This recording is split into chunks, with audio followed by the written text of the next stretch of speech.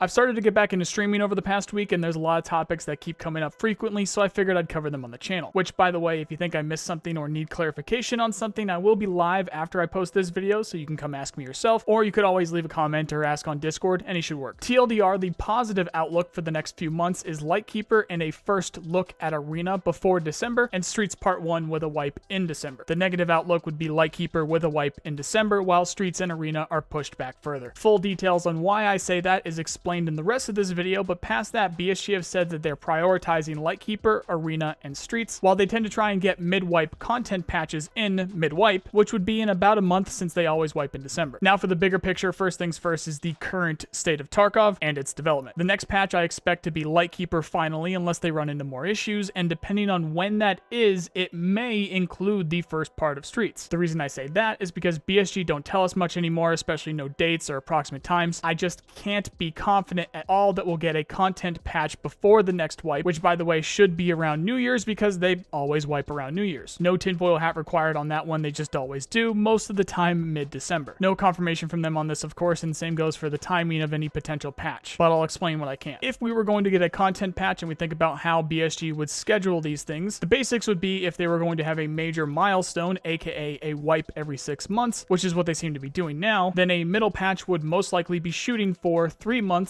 after a milestone, pointing to the end of September. The wipe happened on June 30th, so midway point to the next milestone would be late September, early November. If that is what BSG are shooting for, which we have no confirmation on, even though they haven't confirmed that, based off of what they've been saying, we can make an educated guess that they're shooting for something like that. So if that is what BSG are shooting for, then we'll likely start to see some movement in a couple weeks. Unless again, they hit some sort of delay and or they weren't planning on doing a content patch between wipes, which would really suck, so I'll stay positive and assume they are planning to do a content patch between wipes. We know BSG's top priorities right now are Lightkeeper, Streets, and the story quests, with a separate team working on Arena constantly, so it's also got a top priority. I just did a video on Arena the other day, so if you want more details, check that out. However, the TLDR is when last spoken about they were shooting for a private test session this autumn for Arena, which I believe has just started now with September. So if that private test is really private, then it might already be happening, we don't know, or it's still to come, or there's delays. We have no new info on this past the translated Q&A, which you'll find linked below, as well as the Tarkov TV and my Q&A, which you'll also find linked below if you guys want to check those out. So will we see Arena this year? Some private testers might, but for the rest of us, it doesn't look promising. The easiest priority to explain here is the story quests. We will not see these story quests until full release because they don't want guides out on day one that already tell everybody the quickest way to speedrun through them like we have now for the current quests. They want us all to figure it out for the first time together, making for a very intense and interesting release. Anyone worried about the story quests being as interesting as shooting scavs in the legs from 80 meters don't need to be, because the reason why the current quests are like this is because they're all side quests. And if you've never seen a ridiculous side quest before, then you haven't spent much time questing in games. So none of those story quests until full release, and oh boy are we not even close to that. I mean, shot in the dark, a year or two until we start getting more confident about stuff like that. Now when we take a look at their current priorities, specifically with Lightkeeper and the storyline quests, tinfoil hat crazy conspiracy would lead me to think because they are prioritizing the main story, then that must mean launch is close. However, I was quickly able to debunk that because the last time Nikita spoke about this, he mentioned the main storyline's functionality. They wanted to get that finished. So since they're also prioritizing Lightkeeper and he's going to have some advanced functionality, I think what's actually happening is they're trying to be tidy with their development around these in particular, since they will be so important going forward. Meaning what we use to interact with Lightkeeper and how he affects the game, and just generally what he does to the fabric of the economy and the game as a whole, is likely linked to what we'll be doing in the main story. Now, I'm not talking about the exact timeline, but what I'm talking about is the tech behind that. It could be something as quote-unquote simple as an in-raid interaction system, or it could get as messy as reputation effects across all NPC factions and or traders based off of what you do with Lightkeeper. We need to remember that BSG want this to be a pretty advanced RPG game. So the reason I say that is because he's obviously associated with the cult, either past or present, and what we do with him might have a ripple effect to the rest of the traders or game as a whole. Think Postman Pat types of tasks where instead of losing a little rep or access to a certain item from a certain trader, you get a significant reward for a significant change in reputation or loss of access. We don't know what Lightkeeper has for tasks, we just know that he has control over the other traders, a ton of money, and according to Nikita is very important to the story. So yeah, I think there's functionality that is shared between what we will be doing with Lightkeeper and the main story quests, which will likely have their own NPCs associated with them, so that's why they're working on them together together, and it's taking so long to get Lightkeeper in game. Next for the priorities would be Streets, which we know is a graphical and network performance mountain to climb, of which BSG are moving things around and adding new tools to get where they want. One of the publicly mentioned issues that BSG were having with Steam Audio is the CPU usage that it would draw. So I'm assuming because they couldn't get it to good enough levels, that's why they ended up removing it. And seeing as audio is so important, I don't think we'll see the first part of Streets until they find a proper replacement to the audio engine to make sure that also falls in line with the CPU usage for the Streets location. Because in case you didn't know, there's going to be a lot of players, a lot of pixels, and a lot of AI running around, so it's no easy task getting that to run smoothly. I really don't think we're going to see Streets Part 1 until the New Year's wipe patch at this rate either. Earlier this year, Nikita said that they were looking for Streets Part 1 in autumn of this year, and in my Q&A with him, Nikita said that they were still on pace, but I can't help but think we would be hearing and seeing more about it if it was about a month away. Hey, maybe I jumped the gun and we'll start getting some news later this week. We'll have to wait and see. Then last but not least for these big topics, we have the beginning of the end for the cheater problem in game. I'm specifically calling it the cheater problem because I only think it's a real problem when there's a lot of people doing it. Otherwise, I think it's just something that passively every game is needing to deal with these days. I know it will likely never fully go away. The best that we can ask for is lowest numbers possible, and these latest efforts are the beginning of that. The reason most cheaters cheat in Escape from Tarkov is because they make money from carrying or selling in-game items for real money. Whether they make some sort of living from it or it's just enough to break even on the cheats themselves, since they buy them, they don't code them. What BSG did the other day was kick the money out from under them when they started banning the people that paid for the carries in RMT. These were regular players that went onto some website and paid real world money, not the people cheating themselves. Although there were also a lot of cheater bans that day too. What BSG are doing are giving hardware bans to the people actually purchasing these, and according to every single neckbeard that has ever commented on one of my videos ever, hardware bans for cheaters aren't usually a big deal. But guess what hardware bans do to the people actually purchasing? It makes them stop. If the money dries up, then the people that are cheating for money obviously dries up as well. If people are spending money to boost an account in some way, they don't want to then lose that account, and they don't want to have to go and buy a new hard drive or spoof the old one to buy another account after that. If they do and they end up doing all of that again, then that's a very special type of person that are so few, I don't think we need to worry about them. What we are left with after that are the small brains who do it to feel good about themselves or whatever reason people find these days, which if you look around is plaguing the entire gaming space right now, so you can't blame BSG for having the same issues. All in all, big picture though, in terms of the cheating problem, I see this as the beginning of the end. So in conclusion, with no confirmation from BSG, just proper informed speculation, we could be heading towards a Lightkeeper content patch in a couple weeks, and there actually, believe it or not, is a small possibility Streets is in there. At this rate, I think it's more likely we see Streets Part 1 at the end of the year in the December wipe though. Arena might also pop up sometime in there as a private test, which we might not even see, but if that private test goes well, maybe we see something else for Arena before then, and we should be at the start of a steady decline to the cheater problem. If you want to be negative about all this, then you've probably already shit on the comment section and then left, but in case you haven't, at least BSG made a move on the cheaters, and I guess you get to complain for at least another couple months while we wait and see what happens with Streets and Lightkeeper. However, if you want to be positive about these things, then we are probably heading into the best 6 months the game has ever seen, in between Lightkeeper, Arena, Streets, new gear, and again, the decline to cheaters. Let me know what you guys think, and I will be live right after I post this video, link in the description in case you have any questions or further concerns. We can discuss that in person. If not, just leave a comment or come find me on my Discord. Again, links in the description. For the latest Tarkov info, follow me on Twitter or check these playlists here. Otherwise, thank you for watching, and I hope you have a nice day. See you guys.